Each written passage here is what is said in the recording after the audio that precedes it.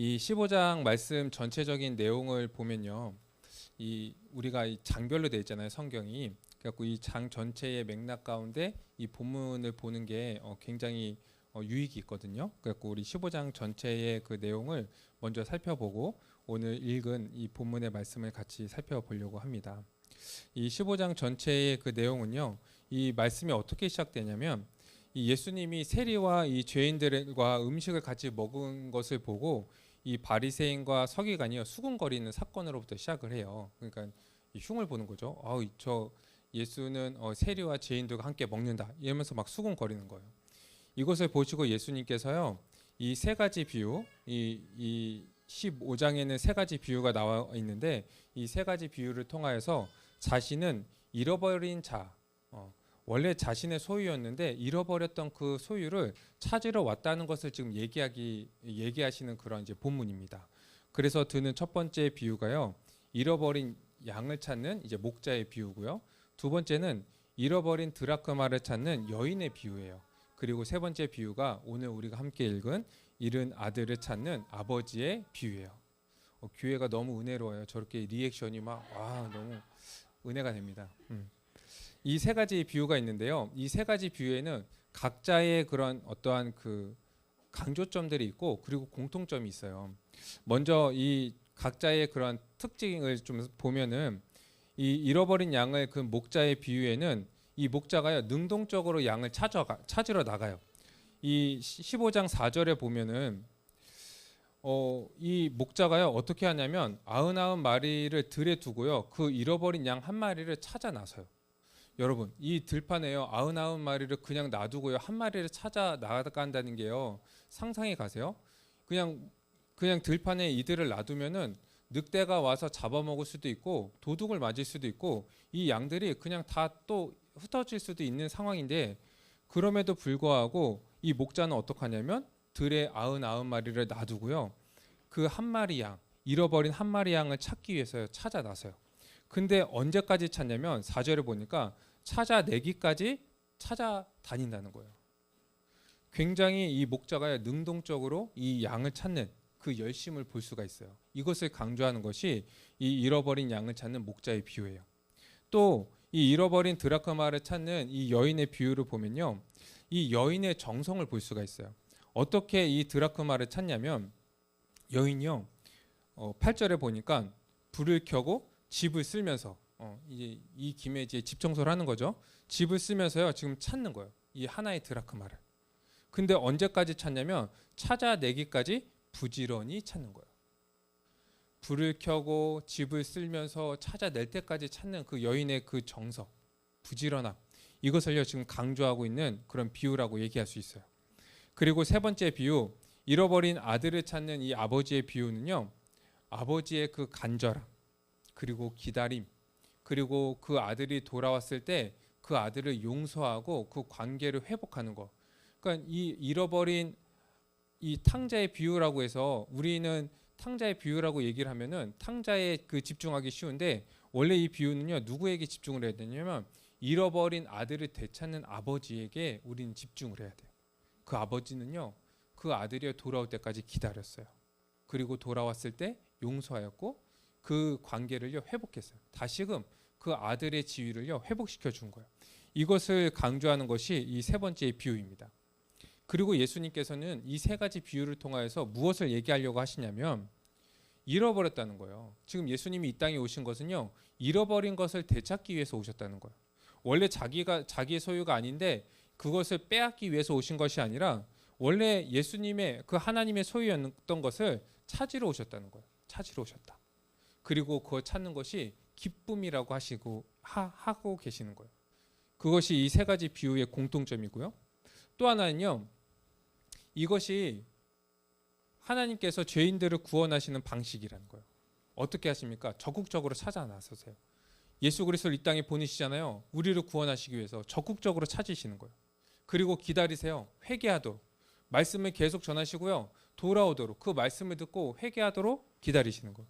그리고 열심히 부지런히 말씀을 전하고 또 이 우리를 구원하시기 위해서 마지막 그 십자가 그 죽으심까지 그 예수님께서 달려 돌아가시는 거예요. 그리고 그것을 통하여서 돌아온 그들을 보실 때 이 하나님은 어떠십니까? 기쁘신 거예요. 가장 기쁘다. 가장 기쁘다. 모든 자들과 함께 그 기쁨을 누릴 만큼 기쁘다고 얘기하세요. 그리고 그들이 돌아왔을 때 그 관계를요 회복시켜 주시는 거예요. 그 상속자의 그 자리, 그 아들의 자리를요 주시는 거예요. 이것이 이 죄인들을 구원하시기 위해서 오신 그 하나님의 구원의 방식이라고 이 비유들을 통해서 지금 말씀하고 있는 거예요. 그리고 세 번째 공통점은 뭐냐면 이 회개와 기쁨이에요. 이 두 번째 그 이제 첫 번째와 두 번째 비유를 보면요, 이 회개와 기쁨이 반복되면서 강조되거든요. 우리 이제 연구 방법론 이제 다 아시죠? 그 반복되는 게 중요한 거잖아요. 회개가 반복돼요. 그리고 기쁨이 반복돼요. 뭐냐면 이 예수님께서는요 죄인 한 사람이 회개하는 것을요 기뻐하신다는 것을 지금 얘기하고 있는 거예요. 그리고 마지막 이 잃어버린 아들을 찾는 아버지의 비유에서도요 그 아들이 회개하고 돌아오잖아요. 그럴 때 아버지가 어떻게 해요? 기뻐하고 용서하는 거예요. 그리고 회개할 때요 이것을 통해서 회개했을 때 하나님께서 용서하신다는 것을 지금 얘기하고 있어요. 그러니까 이 세 가지 비유에서 공통적으로 얘기하는 것은요 회개예요. 회개. 돌아오는 것. 돌아오는 것. 잃어버린 자가요 다시 돌아오는 것. 그리고 그 돌아왔을 때 이 하나님께서는요 기뻐하시고 용서하신다는 것을 지금 얘기하고 있는 거죠. 또 마지막 이 세 가지 비유의 공통점이 있습니다. 뭐냐면요 이 비유를요 지금 무엇으로부터 시작된 거예요? 이 바리새인과 서기관들이 이 죄인들과 예수님이 함께 먹었을 때 수군거리는 것부터 시작됐잖아요.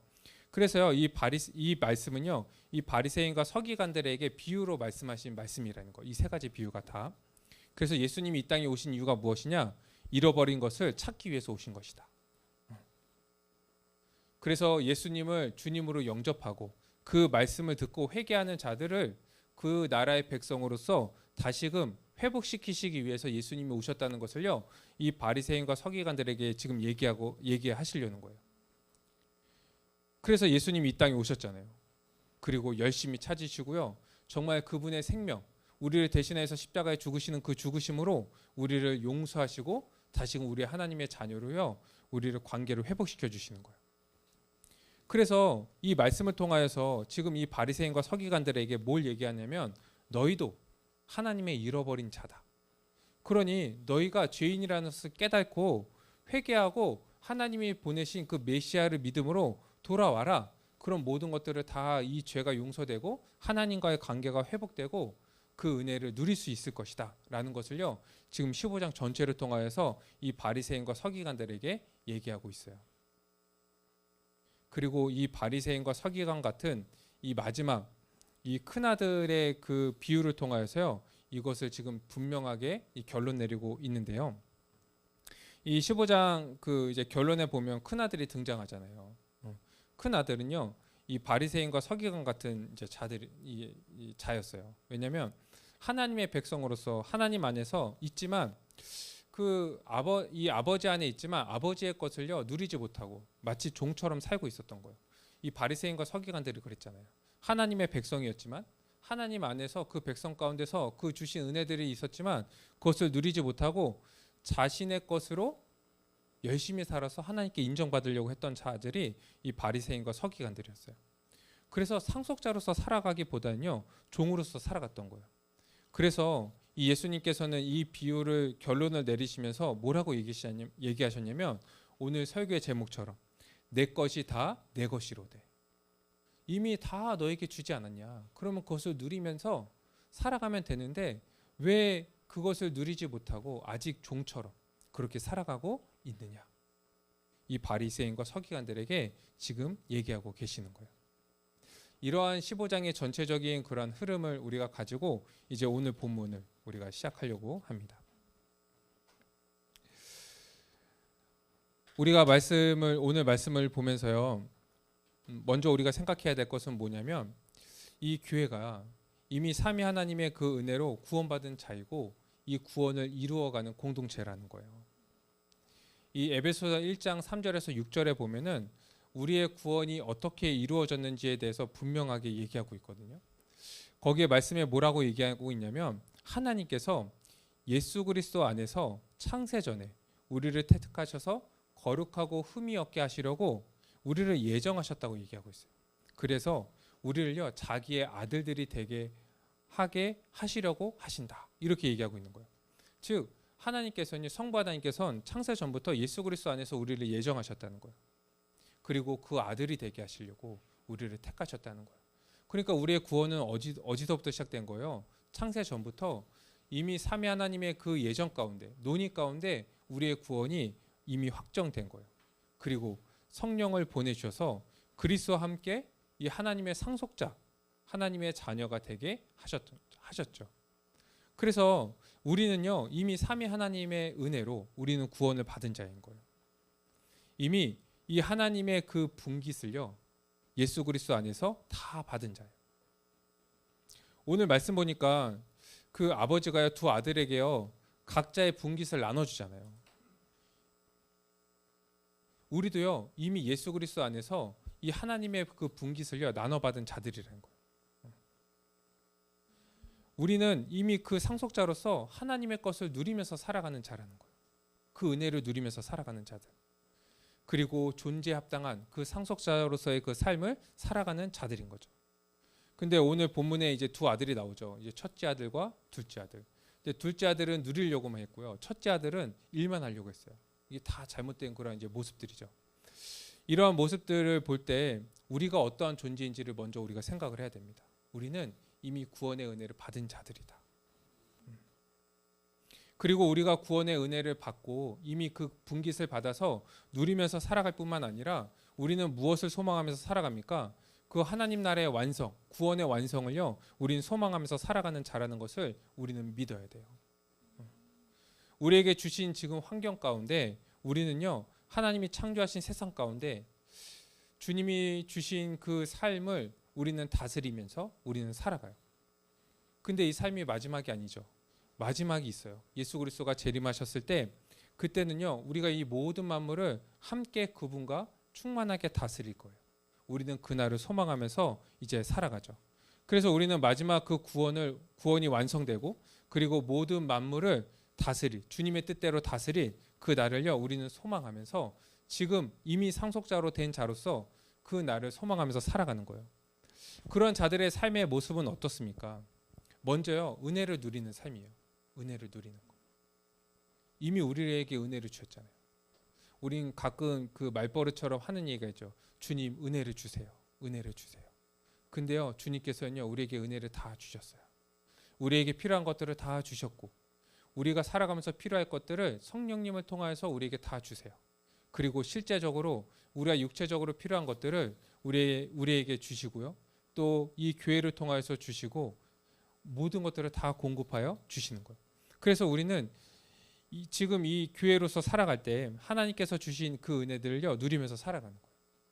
근데 누리는 것뿐만 아니라요 어떻게 살아가야 됩니까? 우리가 어떤 존재가 된 거예요? 하나님의 아들, 상속자가 되었잖아요. 하나님의 자녀가 되었잖아요. 이제 예수 그리스도와 함께한 그 상속자가 되었기 때문에 이제 존재에 합당한 삶을 살아가야 돼요. 상속자로서. 어떻게 살아가야 됩니까? 은혜를 누리는 것. 감사하고 기쁘고 평안 가운데 살아가는 것. 그리고 아버지의 뜻에 순종하면서 살아가는 거죠. 주님의 뜻이 하늘에서 이루어진 것처럼 땅에서도 우리의 순종을 통해서 이루어지도록 우리가 살아가는 거죠. 그래서 주의 뜻 교회잖아요. 이 말씀이 얼마나 좋습니까? 그것을 위해서 우리가 살아가는 거예요. 어떻게요? 그것이 어떻게 드러나요? 하나님의 용서와 사랑이요 우리의 삶을 통하여서 나타나는 거예요. 하나님께서 예수 그리스도의 그 십자가를 통하여서 우리를 죄사하여 주시고 우리를 의롭게 하셨다는 것이 우리의 삶을 통하여서 나타나는 거죠. 우리의 용서를 통하여서 원수까지 용서하는 그 삶을 통하여서요 우리가 모든 죄가 사함받았다는 것을 우리가 드러내는 거예요. 우리가 의롭게 살아가고 정말 사랑하는 그 삶을 통하여서 이 세상과 구별된 그 거룩한 삶을 통하여서 우리가 이미 의롭게 되었고 예수 그리스도의 의를 받은 자라는 것을 우리는 드러내면서 살아가는 거예요. 교회가요 하나님 나라의 현시잖아요. 우리 각자가요 예수 그리스도와 연합한 자잖아요. 우리가 이미 존재가 그렇게 되었다고요. 그렇기 때문에 우리는요 그 존재 합당한 삶으로 우리는 살아가는 거예요. 근데 이 땅에서 우리가 그렇게 이미 하나님의 상속자가 되었고 그리고 이 하나님 나라의 완성을 소망하면서 살아갈 때요. 우리가 경계해야 될 두 가지의 그 모습이 있어요. 그것이 오늘 본문에 나온 이 둘째 아들과 이제 첫째 아들의 모습이에요. 이 두 가지의 이 태도를요 우리가 경계해야 되는데 우리 이것을 같이 또 살펴보기를 원합니다. 먼저 우리가 살펴볼 건요 둘째 아들과 같은 태도예요. 이게 그 신학적인 용어로는 율법 폐기주의라고 얘기하거든요. 율법 폐기주의. 율법이 폐기되었다라고 이제 생각하는 그런 이제 사상이에요. 본문에 보면은 이 둘째 아들이요 방황하잖아요. 어떻게 방황합니까? 이 자기가 이 아버지의 아들이라는 것을 알아요. 상속자죠. 근데요, 이 아버지의 아들로서 상속자로서 살아가는 것이요 너무 답답한 거예요. 인생은 한 번뿐인데 내가 여기에서 아버지 밑에서 상속자의 교육을 받으면서 이렇게 살아가는 게 너무나 답답한 거야. 자기의 뜻이 있고 자기가 살아가고 싶은 그런 삶이 있는데 자기 마음대로 살고 싶은 거예요. 그래서 뭘 계획합니까? 아버지를 떠날 계획을 하는 거예요. 헤어질 결심을 하는 거죠. 헤어질 결심을 했어요. 여러분 이 모습을 보면서요 우리는 어떻습니까? 이미 은혜로 우리가 하나님의 상속자가 되었는데 우린 이미 상속자예요. 할렐루야. 우리가 하나님의 상속자가 되었습니다 얘기하는데 별로 감흥이 없다면 지금요 둘째 아들과 같은 우리의 모습인 거예요. 근데요 약간 이런 거. 왜 감흥이 없을까요? 자기가 꿈꾸던 세상과요 다른 거예요. 자기는 이렇게 살고 싶고 세상에서 이렇게 좀 여기까지 올라가고 싶고 이러한 삶을 살고 싶은데 남들처럼 그런 삶을 살고 싶은데 상속자가 되었어 라고 얘기할 때 이제 매인 것 같은 거예요. 교회적인 삶? 그럼 난 어디 못 가겠네? 나는 어떻게 살지? 난 계속 여기에서 이런 삶만 살아야 되나? 너무 이 세상은 넓고 할 일은 많은데 나는 너무 좁은 삶을 살아가는 거 아닐까? 라는 생각을 하게 되는 거예요. 그래서 나는 이미 구원받았으니까 잠시 떠나도 괜찮겠지. 잠시 떠날 계획을 세우는 거예요. 괜찮다고 생각을 하는 거예요. 심지어 구원받은 것은 인정해. 너무 좋아. 구원받았지. 근데 교회적인 삶을 살아가는 것은 약간 답답한 거예요. 교회적인 삶을 살아간다고 매주 교회 나오고 매주 이렇게 우리가 살아가야 한다고 그리고 주중에서도 교회를 생각하며 교회를 위해서 내가 살아가야 된다고 약간 답답한 거예요. 답답하세요? 둘째 아들 이제 부려운 거예요. 불평이 나오는 거예요. 왜 내 인생을 그렇게 허비해야 되지? 약간 적당히 살아가면 안 되는가? 이런 생각을 한다면 율법 폐기주의적인 태도인 거예요. 구원받았다는 것을 인정해요. 그것이 은혜라고도 인정해요. 그런데 주님의 뜻대로 살아가는 그 삶과요 자기의 뜻을 펼치려는 것을 같이 혼합시켜요. 함께 생각하는 거예요. 그리고 이게 뭐가 잘못됐지? 내가 주님의 뜻대로 살아가지 않으려고 하는 건 아니잖아. 주님의 뜻대로 살아간다고. 근데 내 뜻대로도 살아가고 싶다고. 뭐가 잘못됐지? 내가 그렇다고 믿음을 부정하거나 믿지 않거나 교회로 살아가지 않는다고 얘기하거나 그런 건 아니잖아. 살아간다고. 그런데 내 삶도 내가 살아가겠다. 약간요 이 중립적인 태도를 취하는 거예요. 이런 태도는요 상속자로서 하나님의 자녀로서 주님 앞에서 주 뜻대로 살아가는 것이 어떠한 것인지를요 깊이 생각하지 않은 그런 모습인 거죠. 이제 오늘 본문 보니까요 둘째 아들이요 막 고생을 많이 해요. 그리고 마지막에 회개하죠. 어떻게 회개합니까? 자기가 아들이었는데 이제 아버지께로 돌아가서 내가 종으로 살아야겠다 이런 생각을 하는 거예요. 아버지께 돌아갈 결심을 하죠. 근데요 방향이 잘못됐어요. 아버지에 대한 오해를 하는 거예요. 어떤 오해를 합니까? 내가 이렇게 아버지께서 주신 그 재산을 가지고 허랑방탕하게 살다가 모든 것들을 다 날리고 돌아왔는데 아버지께서 나를 그냥 용서해 주실 리 없을 거야.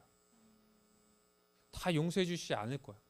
나를 용서해 주셔도 어떠한 대가를 원하실 거야. 나에게 대가를 요구하실 거야. 아버지에 대한 불신과 오해가 있는 거예요. 이게 율법주의죠.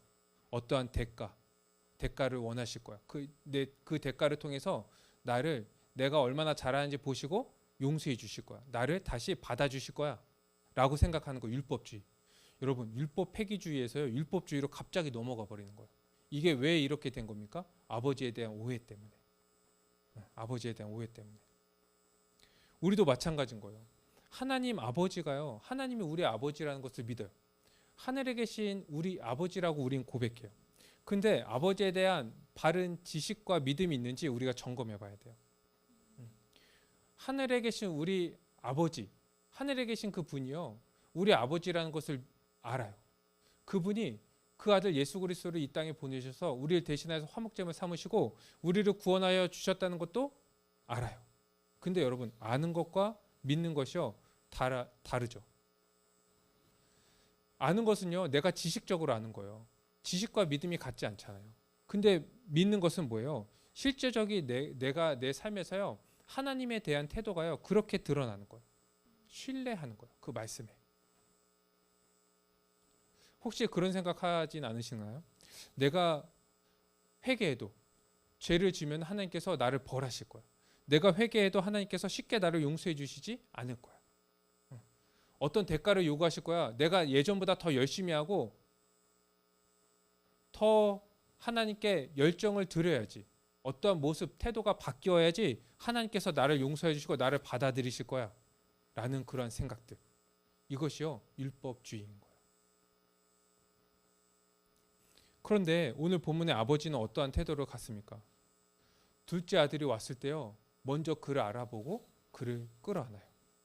그리고 둘째 아들의 모든 죄들을요. 다 용서해 주죠. 물어보지도 않아요. 어떠한 삶을 살았고 뭐 했는지. 남은 돈은 있는지 물어보지 않아요. 그 죄를요. 들추지 않는 거예요. 대가 없이 모든 죄들을 다 용서해 주시는 거예요. 심지어 어떡합니까? 그 아들은요. 내가 종으로 살겠습니다 얘기하는데요. 그 아버지는요. 그 아들의 그 신분을 회복시켜 주시는 거예요. 원래의 상태로 회복시켜 주는 거예요. 이것이 바로 하나님이 우리를 향하신 그 사랑이죠. 그 아들 예수 그리스도를 통하여서 우리의 죄를 용서하셨어요. 예수 그리스도의 그 십자가를 통하여서 그 아들 독생자를 통하여서요. 우리를 대신한 형벌 대속적 죽음을 죽게 하시고 우리를 구원하셨어요. 그렇게 우리를 구원하셨을 뿐만 아니라 지금 우리가 죄를 짓고 우리가 회개할 때도요. 우리가 회개할 때 우리에게 어떠한 대가를 요구하지 않으신다고요. 모든 죄를 다 용서해 주세요. 왜요? 우리가 이미 그리스도 안에서 하나님의 상속자가 되었기 때문에. 그리고 우리의 관계가요. 우리가 죄를 졌을 때도 우리가 떨어지지 않는 거예요. 종이 되지 않아요. 다시 죄인이 되지 않는다고요. 왜요? 우린 예수 그리스도 안에서 이미 상속자가 되었기 때문에. 하나님은요. 한 번도 우리를요. 다시 죄에게 버려두시거나 우리에게 대가를 요구하시지 않는다고요. 우리의 믿음으로 그 예수 그리스도 안에서 우리를 부르신 그 하나님께서요. 우리를 그리스도 안에서 계속적으로 두시는 거예요. 우리가 어떠한 삶을 살아가든지 상관없이 우리를 기다리시고 우리가 회개하고 돌아오도록 간절하게 더 간절하게 기다리시면서 우리가 회개하고 돌아왔을 때 우리를 용서하시고 기뻐하신다는 거예요.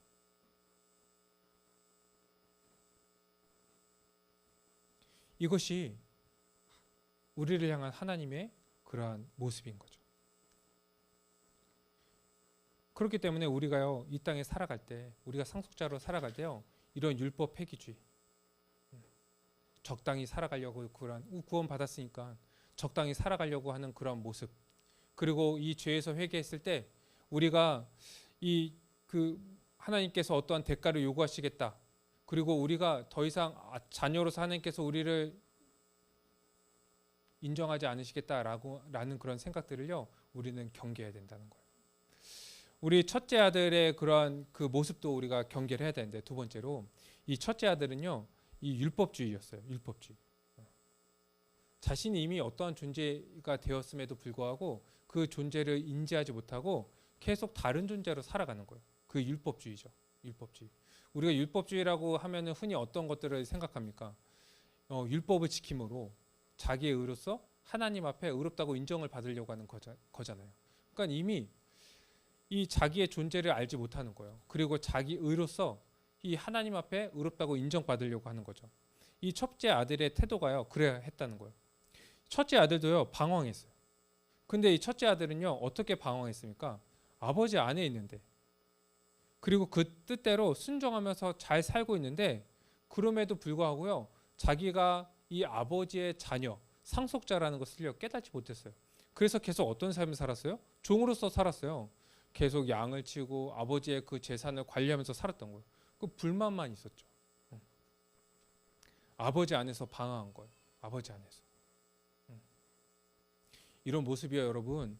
교회 안에서요, 굉장히 많이 있어요. 이 성도들 안에서요, 이렇게 이 교회 안에 있지만요, 이렇게 자신의 존재를 모르고 방황하는 사람들이 많이 있다는 거예요. 어떠한 모습들로 이것이 나타납니까? 자신은요, 열심히 봉사하는 거예요. 헌신해요. 다른 사람을 위해서.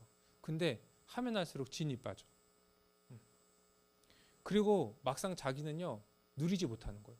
은혜를 누리지 못하고 성도들의 섬김을 누리지 못해요. 언젠가는 누리겠지 생각을 해요. 고생 끝에는 낙이 오겠지. 고진감래.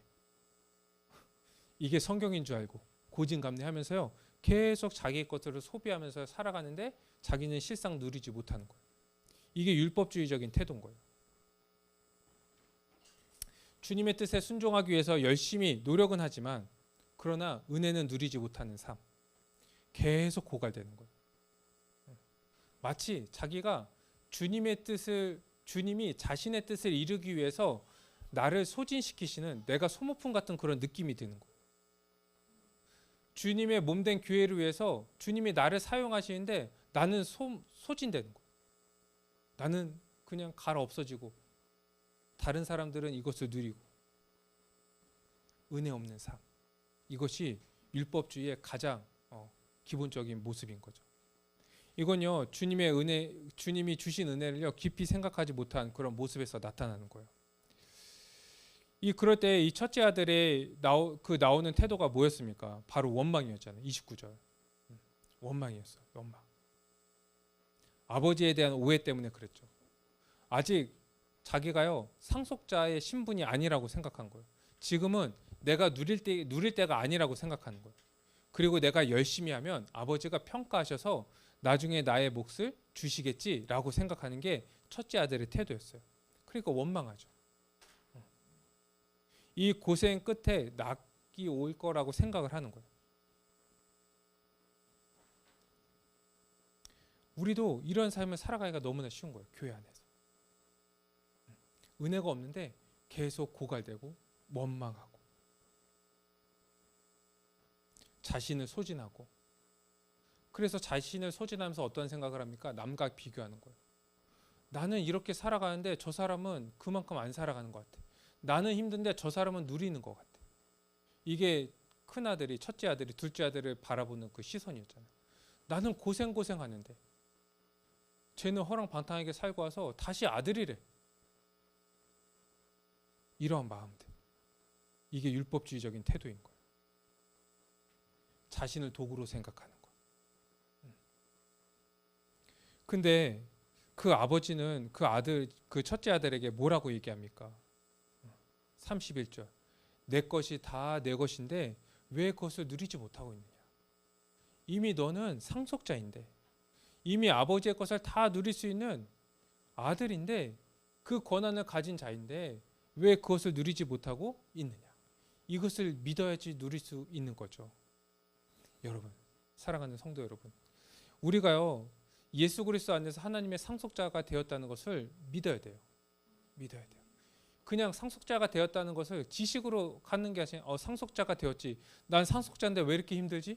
나는 왜 계속 소진되지? 나는 왜 고갈되지? 나는 왜 은혜를 못 누리고 있지? 난 상속자인데. 믿어야 돼요. 믿어야 돼요. 이미 하나님의 것이요 우리의 것이 되었다고. 하나님이요 예수 그리스도 안에서 우리의 분깃을요 다 주셨어요. 그렇기 때문에 우리는 어떻게 살아가야 됩니까? 우리에게 주신 그 은혜로 살아가는 거예요. 이미 우리에게 주신 그 은혜로. 우리가 그리스도 안에서 못 받은 게 딱 하나 있어요. 그게 뭐냐면 바로 영화예요. 영화. 완전히 영광스러운 모습으로 되는 것. 그건 언제 완성됩니까? 예수 그리스도가 재림하실 때.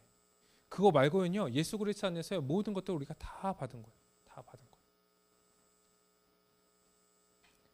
그렇다면 우리가 이 하나님의 상속자로서 이 율법 폐기주의와 이 율법주의 이 두 가지를 경계하면서 어떻게 살아가야 되겠습니까? 두 가지예요. 우리에게 주신 은혜를 묵상하는 거예요. 그리고 그 은혜에 잠긴 그 삶을요, 우리가 살아가는 거예요. 은혜에 푹 잠기잖아요. 그러면요, 우리는요, 그 은혜로 말미암아 우리는 살아갈 수밖에 없어요. 그 뜻대로, 주님의 그 방향대로 우리가 살아갈 수밖에 없는 거예요. 그러기 위해서는 우리는 먼저 뭘 해야 됩니까? 하나님의 은혜를 알아야 돼요. 은혜가 무엇인지 우리가 알아야 돼요. 우리가 처음에 얘기한 것처럼 창세전부터 하나님께서 예수 그리스도 안에서 우리를 예정하시고 그 아들 예수 그리스도를 보내주셔서요, 십자가를 통하여서 우리를 구원하셨어요. 그 십자가의 은혜, 십자가의 은혜. 그리고 지금도 이 성령님을 통하여서요, 우리의 구원을 이루어가고 계시는 거예요. 우리가 그 은혜 가운데 있는 거예요. 내가 알고 있다고 여기지만, 뭐 복음의 기초를 배우고 여러 가지 그 복음을 통하여서 또 이 목사님의 설교를 통하여서 우리가 이 복음을 알고 있다고 여기지만, 우리가 알고 있는 것과요, 실제적으로 그것을 은혜를 누리는 것은요, 다른 거예요. 그걸 잘 생각해야 돼요. 이 지식과 믿음은 다르죠. 이 지식은요, 믿음의 한 부분인 거예요. 동의하고 신뢰해야 돼요. 신뢰해야죠, 그것이 삶으로 나타나는 거예요. 여러분, 말씀에 우리가 이제 분명한 것이요, 말씀에 그렇게 나와 있다면, 그렇죠? 성경에 그렇게 나와 있다면, 근데 우리가 이미 예수 그리스도의 믿음으로 말미암아 하나님의 상속자가 되었고 이미 그 은혜들을 다 받아서 그리스도와 연합하여서 그리스도의 모든 것들을 다 누리는 자가 되었다고 성경에 나와 있잖아요. 그럼 내가 누리지 못한다면 성경이 거짓말하는 거예요? 내가 믿지 못하는 거예요? 성경이 믿지 못하도록 어렵게 지금 나와 있는 거예요? 아니면 내가 지식으로는 알고 있는데 내가 이것을 받아들여서 내가 이것을 누리지 못하는 거예요? 우리가 이것을 점검해 봐야 돼요. 그래서 하나님에 대해서요, 알아야 돼요. 우린 믿음이 어디에서 나옵니까? 그리스도의 말씀을 들으면서 나잖아요. 그러니까요, 믿음이 우리가 잘 믿어지지 않을 때, 우리가 받은 은혜에 대해서 무엇인지를 잘 모를 때, 그리고 그것이 믿어지지 않을 때 우리는 무엇을 해야 됩니까? 기도하는 것이 아니라, 기도도 해야죠. 믿음을 달라고. 우리는 무엇을 해야 돼요? 하나님을 알아가야 돼요. 말씀을 통해서. 계속 알아가야 돼요. 그 말씀을 통해서. 그리고 하나님의 그 은혜의 절정인 이 십자가 복음을요, 우리는 더 붙잡아야 돼요. 또 하나, 우리 칭의와 성화의 관계를요, 우리 잘 이해해야 돼요. 이 칭의가 무엇입니까? 우리의 존재의 변화잖아요. 존재의 변화. 우리가 믿음으로 말미암아 우리가 죄 사함을 받고 의롭다 하심을 얻었잖아요. 이 의롭다 하심을 얻었다는 것이 칭의잖아요. 우리 존재가 바뀌었어요. 존재가 변화됐어요. 그리스도와 연합하여서요, 그리스도의 모든 것들을 다 받은 존재가 되었어요. 완전히 바뀌었어요. 우린 상속자예요. 더 이상 종이 아니에요. 죄와 사망의 권세에서 종노릇 하던 그 우리 옛사람은요, 다 죽었고요. 우리는 어떠한 자가 되었어요? 예수 그리스도 안에서 하나님의 상속자가 되었어요. 할렐루야. 이게 칭의예요. 칭의. 존재가 바뀌었다고요. 그럼 성화는 뭡니까? 성화. 이제 성화는요, 존재 합당한 삶인 거예요. 존재가 바뀌었으면 존재 합당한 삶을 살아야죠. 당연한 거 아니에요? 그렇죠?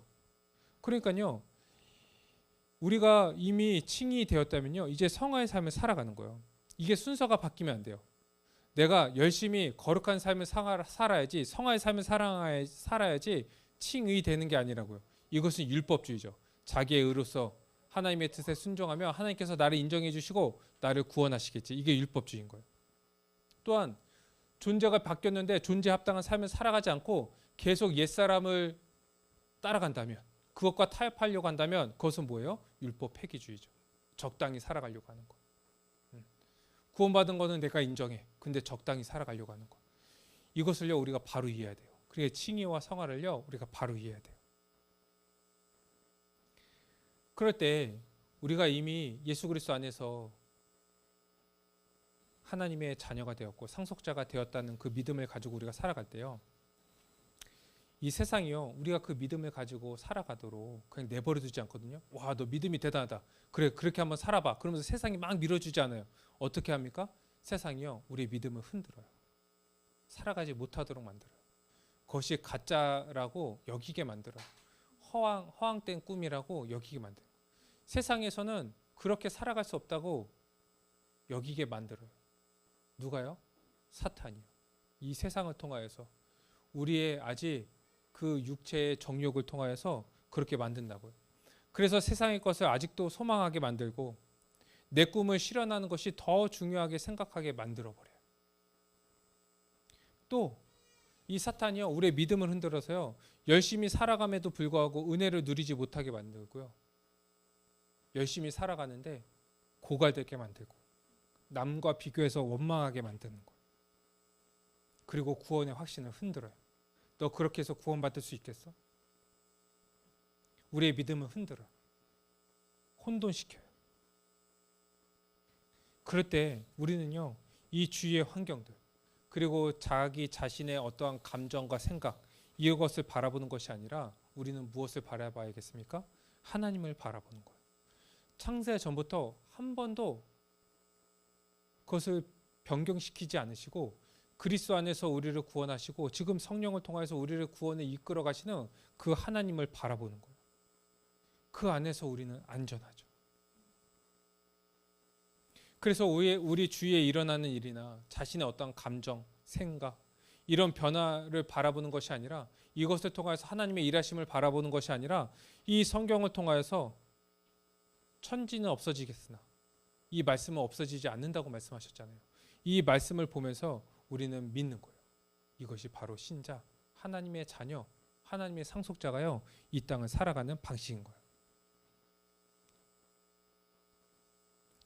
그래서 내가 예수님을 믿고 구원받았다고 하면서 그 뜻에 살아가는 것보다 자기의 뜻을 펼치고 괜찮다고 생각하는 그런 율법 폐기주의, 또 내가 주님을 믿고 이 기회를 위해서 헌신하고 그렇게 열심히 살아가지만 은혜를 누리지 못하고 고갈되는 그런 율법주의에서 우리가 벗어나기 위해서, 이것을 경계하고 여기서 벗어나기 위해서 우리는 주님이 오시는 그날까지 어떠한 삶을 살아가야 되냐면 말씀을 붙잡아야 돼요.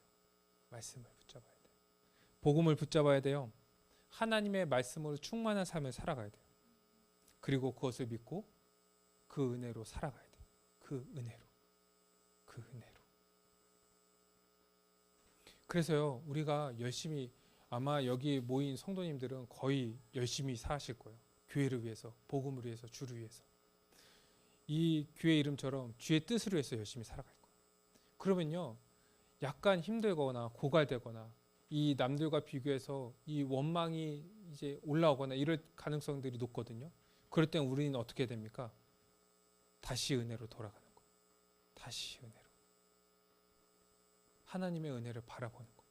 우리를 구원하신 그 은혜, 창세전부터 우리를 구원하신 그 은혜, 지금도 우리를 이끄시는 그 은혜, 우리를 구원하시기 위해서 그 아들 예수 그리스도를 십자가에 못 박으신 그 은혜를요, 기억하는 거예요. 그 은혜면, 그 은혜를 바라볼 때요, 우리가 하는 것은요, 아무것도 아닌 거예요. 그 은혜를 생각하고 그 은혜를 기억할 때요, 우리가 이렇게 살아가는 것이 너무나 기쁜 거예요. 우리에게 이런 삶을 주셨다고? 나에게 이렇게 섬길 수 있는 그러한 그 모든 것들을 나에게 공급해 주셨다고? 내가 이제까지 다른 사람을 위해서 살거나 헌신하거나 그렇게 살아본 적이 없는데 그렇게 살아갈 수 있는 기회를 주셨다고? 용서할 수 있는 기회를 주셨다고? 이러한 생각이 어디에서 나오냐면 바로 그 은혜로부터 나오는 거예요.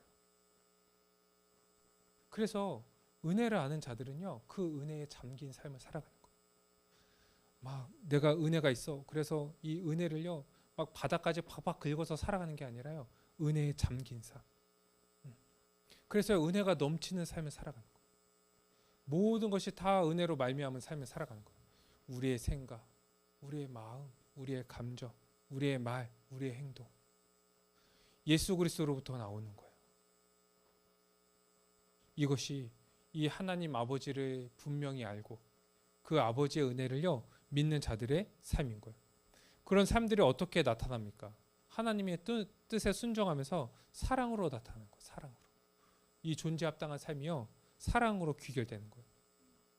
이미 우리는 어떤 존재라고요? 그리스도 안에서 하나님의 상속자가 되었어요. 그래서 하나님의 뜻대로 살아가는 자들인 거예요. 하나님의 뜻은 어떠합니까? 우리가 막 열심히 살아서 막 고갈되는 삶이 아닌 거예요. 우리를 도구를 사용하셔서 하나님의 뜻을 이루시는 삶이 아닌 거예요. 하나님이 원하시는 거는 그 구원의 은혜를 누리는 거예요. 우리가 구원의 은혜를 누리는 거. 아버지가 이 두 아들이 이 아버지의 그 모든 그 재산들을 다 누리면서 상속자로서 잘 자라기 원하는 것처럼 하나님 아버지께서 우리를 구원하신 그 목적이 뭐예요? 그 구원의 은혜, 하나님 나라의 은혜를요 누리기를 원하시는 거예요. 그리고 그 주신 은혜로 살아가기를 원하시는 거예요. 그래서 우리의 삶은요 이 풍성한 은혜로부터 나오는 삶인 거예요. 그러기 위해서는 어떻게 해야 됩니까? 은혜를 누려야죠. 날마다 은혜를 누려야죠. 말씀으로 그 은혜를 누려야죠. 그래서 우리가 매일 DBS를 하는 거잖아요. 매일 기도를 하는 거잖아요. 매일 말씀을 붙잡는 거잖아요. 시시때때마다 우리가 기도하면서 은혜로 살아가게 해달라고. 우리의 삶의 환경들이 다 다르고 상황들이 다르지만 우리가 날마다 말씀과 기도로서 하는 게 뭐예요? 그 변하지 않는 하나님의 은혜를 붙잡고요. 주님이 주신 그 우리의 삶을 살아가는 거죠. 이것이 주님이 원하시는 삶이라고. 주님의 뜻대로 살아가는 거예요. 그것이 나타나는 모습은 사랑. 이웃을 사랑하고 교회 안에서는 우리가 서로 사랑하고 우리가 밖에서는 원수를 사랑하면서 살아가는 거예요. 이 사랑이요. 쉽지만 쉽지 않죠. 왜 그래요? 쉽지만 쉽지 않기 때문에 그래요. 왜 그러냐면 이게요. 그냥 미워하지 않는 정도로 우리는 저 사람을 미워하지 않아. 이렇게 생각할 수 있어요. 근데요. 성경은 뭐라고 얘기합니까? 자신처럼 사랑을 해요. 자신처럼 사랑하라고 얘기할 때요. 그냥 우리가 그냥 형식적으로 자신의 외적인 것, 시간을 투자해서 만나고 또 물질로서 섬기고 이런 것뿐만 아니라요. 자기의 내적인 것으로 가지고도요. 사랑을 하는 거예요. 자기의 생각, 감정 이것들을 소진하고 그 사람을 이해하려고 노력하고 맞추고 하면서 사랑하는 거예요. 자기 자신처럼 살아가려고 하는 거예요. 그러니까 쉽지 않죠. 쉽지 않아요. 형식적으로 할 수 없는 거예요. 그냥 돈으로 좀 섬겨주고 좀 시간 같이 보내주는 정도가 아닌 거예요. 내 마음을 써야 되는 거예요. 내 감정을 써야 되는 거예요. 내 생각을 써야 되는 거예요. 내 삶을 써야 되는 거예요. 그러니 쉽지 않아요. 그런데 여러분, 우린 이미 이 하나님과 예수 그리스도 안에서요. 그 사랑을 받은 자들인 거예요. 우리는 그 사랑 안에 거하고 있어요. 그리스도 안에 그리스도의 그 십자가의 사랑 안에 우리는 거하고 있다고. 그리고 우리가 예수 그리스도의 그 십자가의 사랑으로 우리가 살아갈 수 있도록 성령님께서 우리를 인도하세요. 능력을 주세요. 힘을 주세요. 그리고 예수 그리스도께서 이 땅에 사시면서 우리의 본을 보여주신 거예요. 존재가 바뀌었어요. 그리고 우리가 살아갈 수 있도록 우리의 본을 보여주시고 우리가 살아갈 수 있는 모든 것들을 우리에게 공급해 주신다고요. 그러니 어때요? 쉬워요. 어떻습니까, 여러분? 쉽습니까? 쉽지 않습니까? 그렇죠? 쉽지만 쉽지 않죠. 이것이요. 우리의 삶인 거예요. 우리의 삶인 거예요. 쉽지만 쉽지 않는 이 삶을요. 주님께서 살아가기를 원하시고요. 이렇게 우리가 상속자로서 우리가 존재 합당한 삶을 그 은혜를 누리면서 살아가기를 주님께서 원하시는 거예요. 이 삶은 어떻게 가능합니까? 우리가 은혜에 잠길 때. 하나님께서 우리에게 모든 것들을 다 주셨다는 것을 믿을 때, 정말 그것을 믿을 때 우리의 삶에서요. 그 삶을 살아갈 수 있게 되는 거예요. 정말 우리가요. 이 삶을 은혜로만 살아갈 수 있다는 것을 우리가 믿고 날마다 그 은혜를 붙잡고 살아가는 우리의 모든 삶이 되기를 주님의 이름으로 축원드립니다. 우리 시간 말씀을 기억하면서 우리 함께 기도했으면 좋겠습니다. 우리 세 가지 기도 제목을 가지고 각각 기도할 텐데요. 먼저 기도할 것은 이 성부 하나님께서 창세 전에 우리를 구원하시기로 작정하셨어요. 그리고 예수 그리스도의 그 십자가를 통하여서 우리를 구원해 주셨습니다. 그리고 성령 하나님을 통하여서요. 우리를 믿게 하시고 지금도 그 구원을 이루어 가시는 거예요. 우리가 이 삼위 하나님의 구원의 은혜에 감사하며 이 시간 함께 기도드리도록 하겠습니다. 기도하겠습니다. 거룩하신 하나님 아버지 감사합니다. 성부 하나님께서 창세전에 예수 그리스도 안에서 우리의 구원을 예정하시고 그 아들 예수 그리스도를 이 땅에 보내셔서 우리를 구원하신 그 은혜에 감사합니다. 아버지 우리가 무엇이간데 주님께서 우리를 구원하시기 위해서 작정하시고 우리를 구원하시기 위해서 그 아들 예수 그리스도를 이 땅에 보내주셨습니까?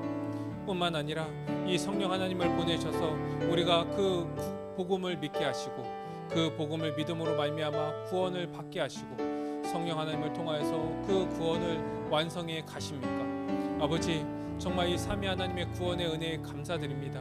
아버지 우리가 날마다 감사하면서 기뻐하면서 주님 앞에 즐거워하면서 살아가시는 그 이유는 하나님께서 우리를 구원하시고 우리를 지금도 그 구원을 이끌어 가시기 때문입니다.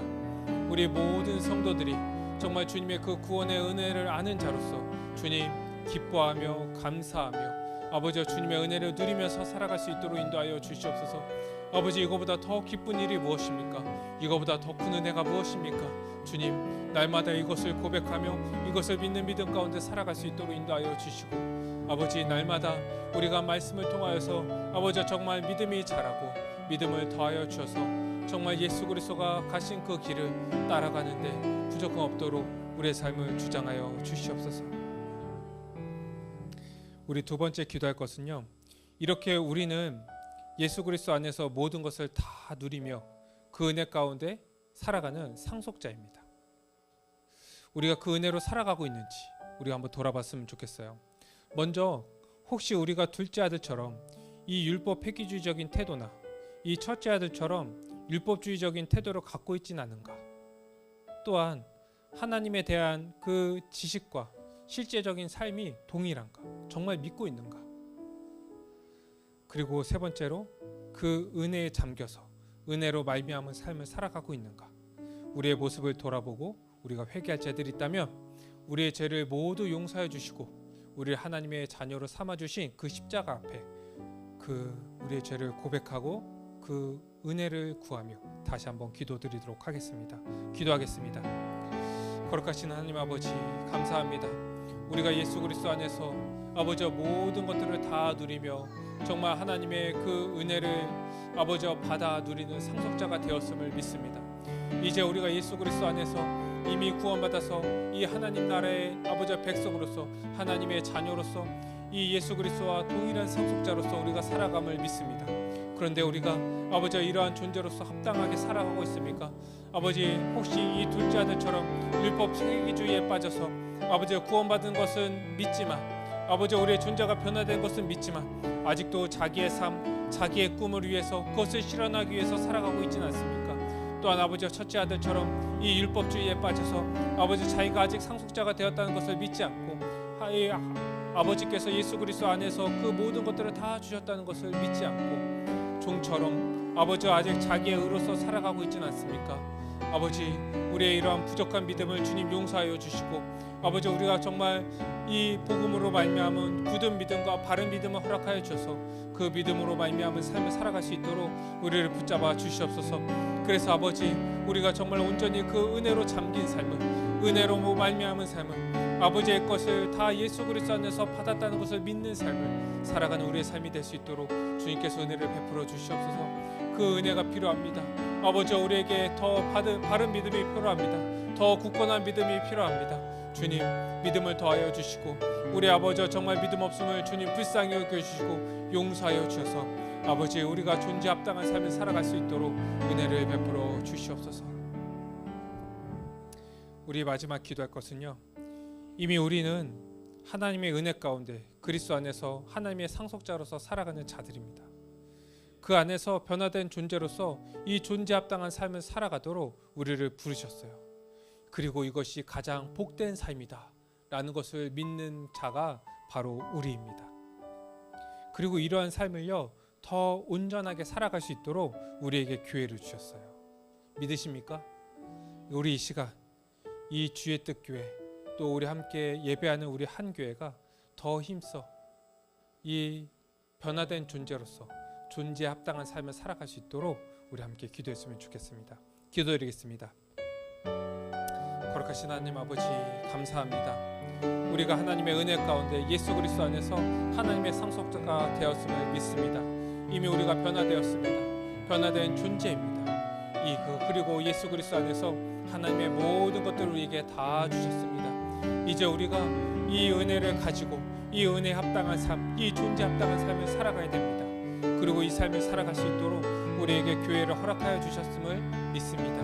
우리가 교회로서 더 힘써 살아갈 수 있도록 인도하여 주시고, 교회가 함께 이 삶을 살아갈 수 있도록 서로 끌어주고 밀어주며 한 몸으로서 주님의 지체로서 아버지와 살아갈 수 있도록 은혜를 베풀어 주시옵소서. 이 주의 뜻 교회와 이 한 교회가 아버지 이렇게 교회로 주님께서 세워주시고 함께 이 삶을 살아가게 하셨사오니 더 살아갈 수 있도록 은혜를 베풀어 주시옵소서.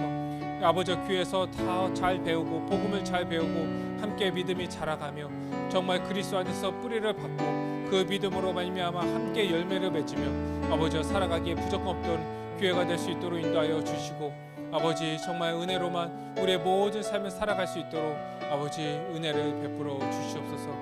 이 은혜를 우리에게 주시는 은혜에 감사하며 우리가 정말로 주님께 고백하는 삶을 살아갈 수 있도록 인도하여 주시옵소서.